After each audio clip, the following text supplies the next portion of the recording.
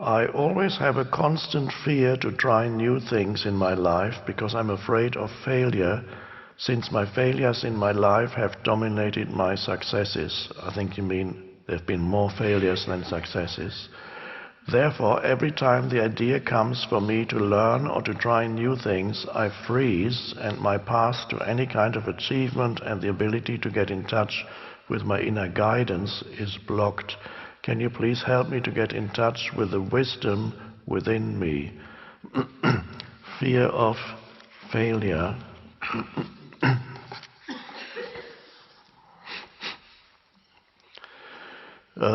Yes, that's not uncommon. Of course, it's also a manifestation of ego, because the most important thing for the ego is the result of your action. It's focused more on what it wants to get out of the doing than the doing itself.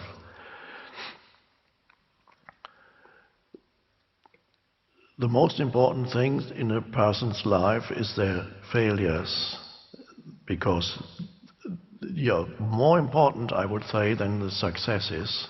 Your main learnings and your main transformations you experience through making mistakes and failing. The successes are nice for the ego, but the spiritual breakthroughs, they come when you fail at something. So failure is not to be feared. First of all, it often opens you up to the spiritual dimension and takes you beyond ego if you have the courage to do it anyway. But also, you begin to learn what it is that is right for you to do, in many cases only by trying, by learning through failing at this and this and this, that these things do not resonate with what you really want to do. There was a time I was spared quite a few things in that respect, but once I applied to become a banker in the City of London. The City of London means financial district. I had an interview at a merchant bank. How could I have been so misguided to seek an interview at a merchant bank in the City of London? Incomprehensible. The miracle is that they actually invited me for an interview, and the only reason being that I was at Cambridge University, so they said, okay, we'll talk to him. And so I didn't get the job. So that was very lucky, because if I had gotten the job, I would have been a dismal failure and probably would not have lasted more than a few months. And that would have been a wonderful learning, but it got shortened for me. I didn't have to go through it. I realized shortly after the interview that it would have been a terrible mistake, but not really terrible. There was a learning. There would have been a deep learning in it. Later I applied for a job at a university as it's called in England, a lecturer, assistant professor would be here. They invited me for an interview, and that was after I'd already gone through a shift in consciousness, but wasn't fully integrated with my personality, my life. So I applied for a job, got interviewed by 5 professors around a big table, and I said a few things that might have given them an indication that I wasn't really into the academic world. One professor asked me at the end of the interview, and what do you really want to do?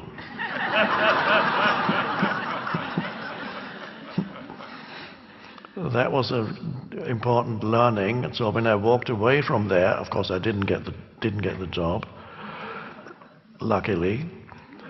that was a learning. I said, what do I really want to do? And I knew it's not this.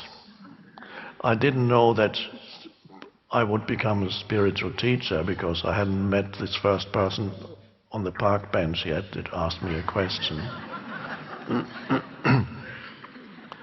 So to know what it is that you want to do, you may have to try out quite a few things and fail at them, and then finally find what it is that you really want to do.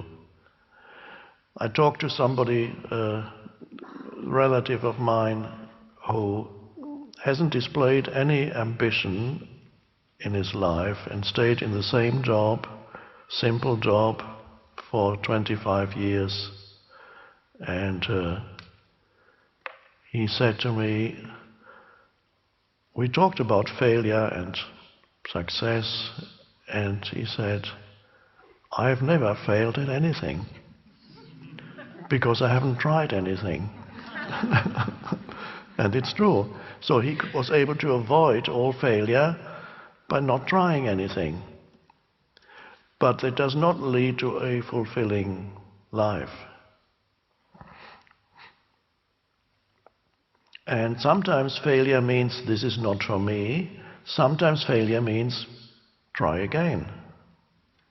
And you fail and you perhaps try again. Especially if you enjoy the doing of whatever it is that you are doing, but then the result is not what you expected, but you certainly enjoyed the doing of it, try again. Let's say you want to become a musician. Now the ego may have an idea, it might have an image. You've been to concert halls and you saw these soloists on stage receiving applause, and you say, oh, I want to do that, says the ego. But you don't really have the love for music, you have the love for being a famous musician.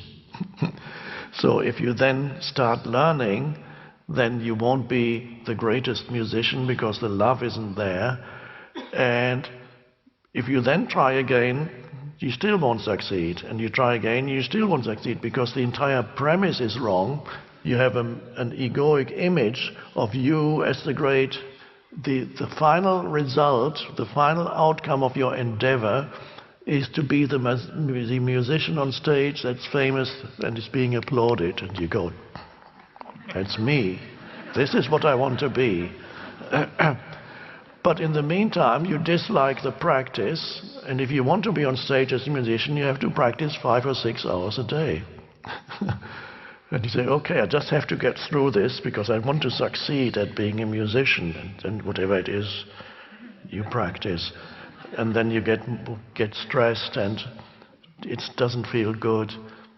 But let's say you enjoy the practice because you love the music, and then you go to the conservatory and then they turn you down. They say, okay, I failed, but you love the music. Continue, try again. It might lead to something else, or next year they accept you at the conservatory, or it leads to some other kind of music that does not require the conservatory. If there is a love for the doing, then failure does not necessarily tell you that you should be doing something else. So, and whatever it is that you attempt to do, the vital factor is that you enjoy the doing and not just have a mental projection of where you want to get to, which is often an egoic image of yourself over there. That is so observe, choose things to try out that you actually enjoy doing without having an excessive focus on the end result, the so-called success at the end of all you're doing. That is, the success is to be aligned with what you are doing. So if you're practicing music, you're succeeding all the time. If you're enjoying the doing of it, that is success, not some final outcome. The world is full of people, well, not full, but there are many people who have succeeded at what they wanted and were not satisfied by their success. they're still dissatisfied and unhappy because the ego hasn't found real fulfillment in it. Or was that it? So enjoy the doing, seek out things that you enjoy. Then if success is the final outcome, if there even is such a thing as final, then that is secondary. The enjoyment of the doing is primary.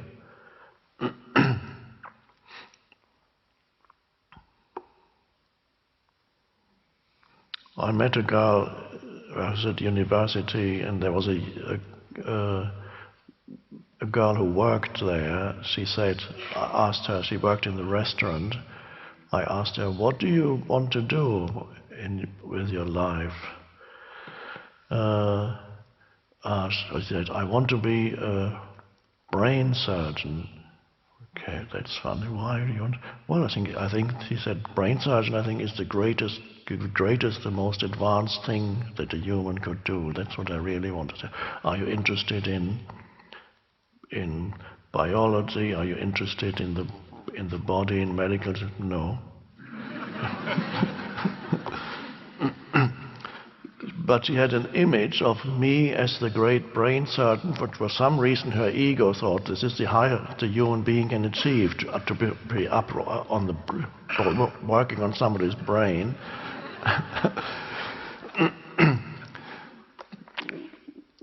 So to have to project some kind of outcome and not really, in the meantime, the years in between, how about, and it's always, you're always traveling, you're on a journey, there's never really an arriving.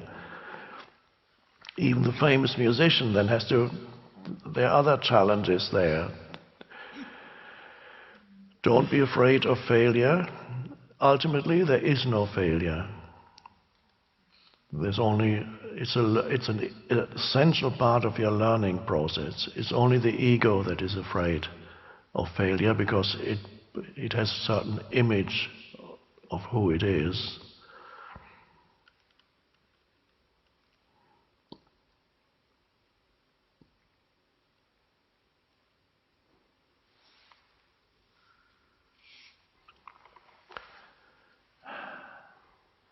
Thank you. Thank you.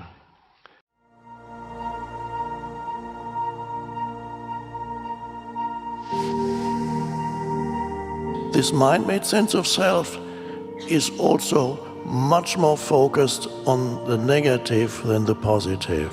To be free, you awaken to who you are beyond your history and your life situation.